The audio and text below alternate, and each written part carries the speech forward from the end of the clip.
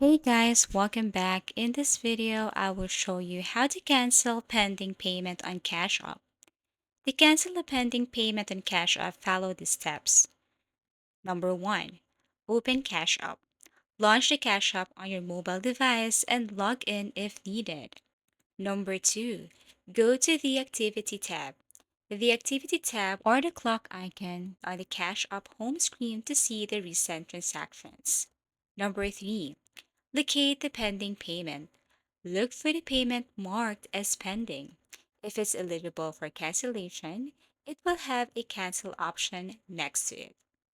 Number 4. Tap on the payment and then tap on the three dots in the top right corner.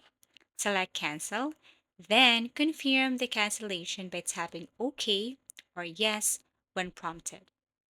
Take note. If you don't see a cancel option, it means the payment has already been completed or is no longer eligible for cancellation. In this case, the recipient would need to refund you after you send a refund request, or you may need to contact Cash App support. Once canceled, the funds should be returned to your Cash App balance or linked bank account. And that's how easy it is to cancel pending payment on Cash App. Thank you for watching and see you again in our next video tutorials.